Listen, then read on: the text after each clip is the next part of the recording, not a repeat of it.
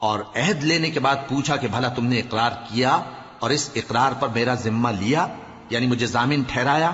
انہوں نے کہا ہاں ہم نے اقرار کیا۔ فرمایا کہ تم اس عہد و پیمان کے گواہ رہو اور میں بھی تمہارے ساتھ گواہ ہوں۔ اب جو لوگ اس کے بعد پھر جائیں تو وہی بد کردار ہیں۔ پھر کیا یہ کافر اللہ کے دین کے سوا کسی اور دین کے طالب ہیں؟ حالانکہ سب اہل آسمان و زمین خوشی یا ناخوشی سے اللہ کے فرما بردار ہیں اور اسی کی طرف لوٹ کر جانے والے ہیں۔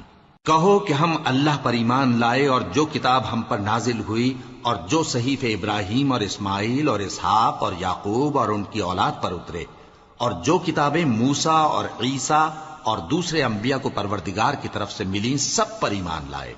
ہم ان پیغمبروں میں سے کسی میں کچھ فرق نہیں کرتے، اور ہم اسی اللہ کے فرما بردار ہیں۔ اور جو شخص اسلام کے سوا کسی اور دین کا طالب ہوگا وہ اس سے ہرگز قبول نہیں کیا جائے گا، اور ایسا شخص آخرت میں نقصان اٹھانے والوں میں ہوگا۔ اللہ ایسے لوگوں کو کیوں کر ہدایت دے جو ایمان لانے کے بعد کافر ہو گئے اور پہلے اس بات کی گواہی دے چکے کہ یہ پیغمبر برحق ہے اور ان کے پاس دلائل بھی آ گئے، اور اللہ بے انصافوں کو ہدایت نہیں دیتا۔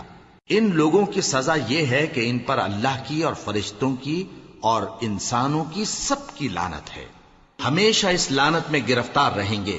ان سے نہ تو عذاب ہلکا کیا جائے گا اور نہ انہیں مہلت دی جائے گی۔ ہاں، جنہوں نے اس کے بعد توبہ کی اور اپنی حالت درست کر لی تو اللہ بخشنے والا مہربان ہے۔ جو لوگ ایمان لانے کے بعد کافر ہو گئے پھر کفر میں بڑھتے گئے، ایسوں کی توبہ ہرگز قبول نہیں ہوگی اور یہ لوگ گمراہ ہیں۔ جو لوگ کافر ہوئے اور کفر ہی کی حالت میں مر گئے، وہ اگر نجات حاصل کرنی چاہیں اور بدلے میں زمین بھر سونا دیں تو ہرگز قبول نہیں کیا جائے گا۔ ان لوگوں کو دکھ دینے والا عذاب ہوگا اور ان کا کوئی مددگار نہیں ہوگا۔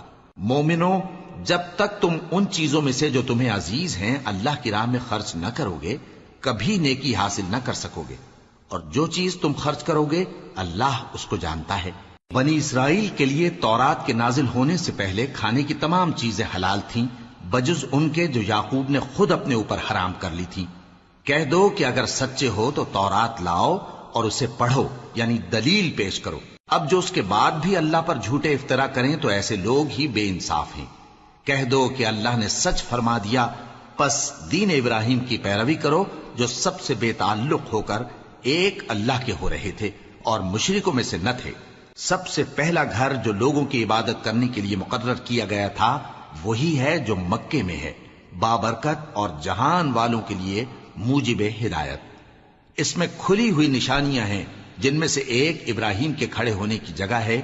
جو شخص اس مبارک گھر میں داخل ہوا اس نے امن پا لیا، اور لوگوں پر اللہ کا حق یعنی فرض ہے کہ جو اس گھر تک جانے کا مقدور رکھے وہ اس کا حج کرے، اور جو اس حکم کی تعمیل نہ کرے گا تو اللہ بھی اہل عالم سے بے نیاز ہے۔ کہو کہ اے اہل کتاب، تم اللہ کی آیتوں سے کیوں کفر کرتے ہو جبکہ اللہ تمہارے سب اعمال سے باخبر ہے؟ کہو کہ اے اہل کتاب، تم مومنوں کو اللہ کے رستے سے کیوں روکتے ہو اور باوجود کہ تم اس سے واقف ہو اس میں کجی نکالتے ہو، اور اللہ تمہارے کرتوتوں سے بے خبر نہیں؟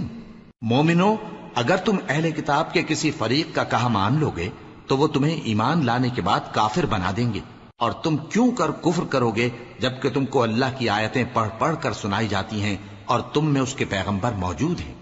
اور جس نے اللہ کی رسی کو مضبوط پکڑ لیا وہ سیدھے رستے لگ گیا۔